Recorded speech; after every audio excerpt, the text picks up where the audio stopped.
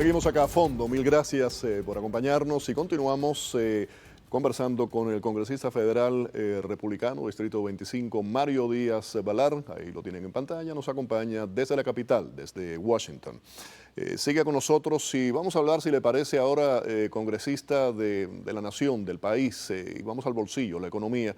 Estamos atravesando una crisis económica, hablamos de una inflación de 8,6%, altos precios de la gasolina, un promedio nacional por encima literalmente de los $5, la gran posibilidad de una inflación. Hay quienes se responsabilizan al Ejecutivo de todo esto, hay quienes dicen que no, que esto es producto de la pospandemia y también de la guerra en Ucrania, y que se juntó la tormenta perfecta para todo esto. ¿Cuál es su análisis y cómo usted lo ve? Sí, Félix, la familia promedio ahora está gastando por bienes y servicios básicos para sobrevivir aproximadamente $450 más cada mes, lo que tenía que gastarse hace un año por la comida, la gasolina, etcétera. Totalmente insostenible y inaceptable, ¿no? Y esto es causado por la política del presidente Biden. Que hay otros factores. Siempre hay otros factores, siempre existen otros factores, pero el problema primordial de esta inflación es la política absolutamente negativa y absurda del presidente Biden. Y se les advirtió, se les dijo, no solamente se lo dijimos los republicanos, un servidor y otros, que esto es lo que iban a causar si iban adelante con esta política económica tan absurda, pero es que hasta algunos economistas demócratas se lo advirtieron y el presidente Biden y sus asesores decidieron que no le importaba y que sufra como sufra el pueblo americano. Está sufriendo, repito, aproximadamente $450 cada mes más por solamente las cosas que tiene que comprar básicamente todos los meses, que lo que estaba pagando por esas mismas cosas hace un año por el presidente Biden. Repito, el socialismo o el cuasi socialismo, el casi socialismo, el medio socialismo nunca ha funcionado, siempre trae miseria, inflación y todos los problemas que estamos viendo ahora en la economía de los Estados Unidos. Usted hablaba de economistas, hablaba inclusive de economistas demócratas. Quiero referirme rápidamente al caso de la secretaria del Tesoro Yellen, una mujer con grandes credenciales, capacitada, sin lugar a dudas. Pero mi pregunta es cómo pudo equivocarse tanto, cómo es que envió un mensaje que realmente no corresponde con la realidad que estamos viviendo hoy. Difícil de entender porque esto no es algo que no se esperaba. De nuevo, muchos le advirtieron al presidente y a la misma secretaria Yellen que esto iba a ser la causa de la política del presidente Biden. Y es interesante, ella ahora está en una situación que tiene que leer lo que le ponen enfrente, aparentemente, y no es que como si no estuviese utilizando su propio criterio. Esto no es tan complicado.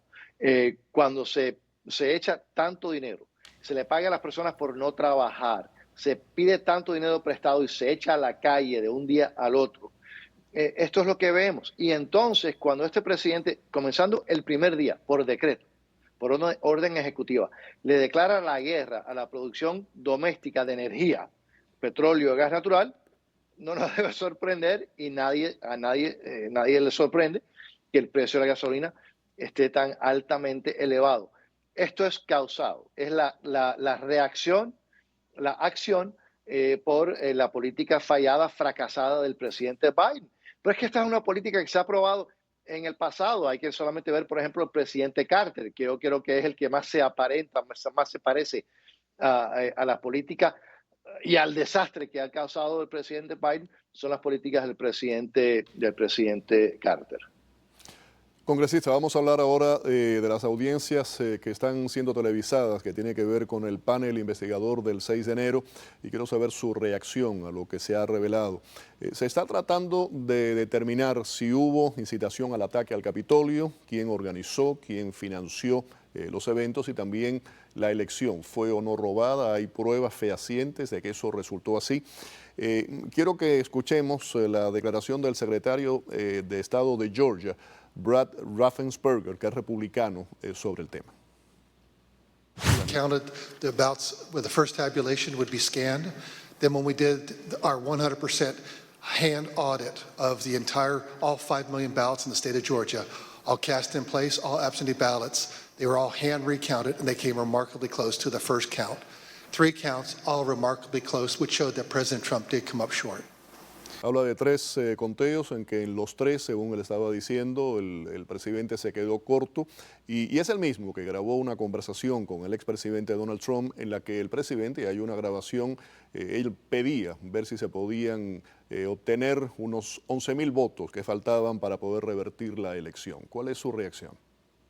Félix, yo no he estado prestando mucha atención a este panel por el simple hecho de que es un panel ilegítimo. Y déjame explicarle por qué digo eso. Porque como funciona el proceso aquí en el Congreso, por cierto, por más de 200 años de historia del Congreso, cuando hay un panel así, el liderazgo demócrata elige a los demócratas, el liderazgo republicano elige a los republicanos y entonces comienzan a trabajar. Y así comenzó este proceso.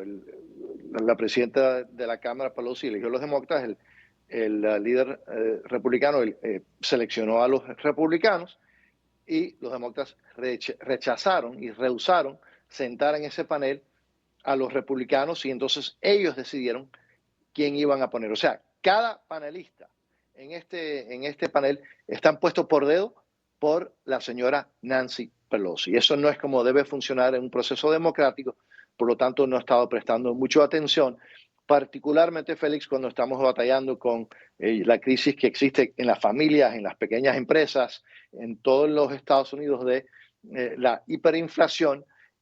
Así que desafortunadamente no he estado prestando mucha atención. Otra cosa que sí vi en las noticias es lo que dijo el señor Schiff, el congresista Schiff, muy conocido porque fue uno de los que dijo públicamente que había evidencia, tenía pruebas de que había un complot entre el presidente Trump y Rusia y los rusos.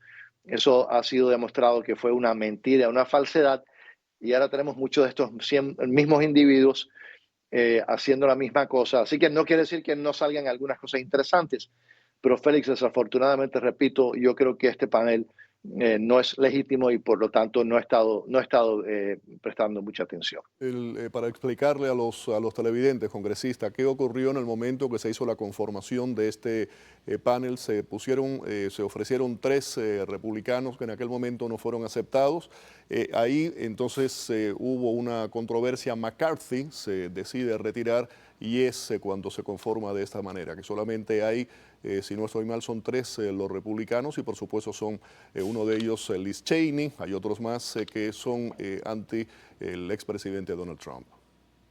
Sí, de nuevo, fueron seleccionados todos por dedo por la presidenta de la Cámara Demócrata, Nancy Pelosi. No permitió que los republicanos decidieron que iban a estar en ese panel pudiesen estar ahí. Eso no es un proceso legítimo, democrático, y es en contra de la tradición que existe en el Congreso de los Estados Unidos por más de 200 años. Bien, como parte de los testimonios, ¿no? Para decirlo todo, también aparecieron testimonios del fiscal general Barr, de Ivanka Trump, inclusive, en las que ellos dicen que no había prueba de fraude como parte de esos testimonios. Quiero terminar con esto. Me mencionaba que hoy se hizo historia en el Congreso. ¿Qué ocurrió? Sí, Félix, un día muy emocionante. La primera persona, mujer latina nacida en México, que obviamente muy joven se hizo ciudadana americana, fue ahora, hoy se juró como miembro del Congreso de los Estados Unidos, la congresista Flores del estado de Texas, republicana por el estado de Texas, en un distrito que los demócratas controlaban por más de 100 años. Lo ha ganado una republicana, una mexicano-americana, pero la primera mujer nacida en México para servir en el Congreso de los Estados Unidos. Congresista, como siempre, un placer conversar con usted. Muchísimas gracias. Gracias a usted, Félix. Muchísimas gracias. El congresista federal republicano Mario Díaz-Balart acompañándonos aquí a fondo. Vamos a la pausa y regresamos.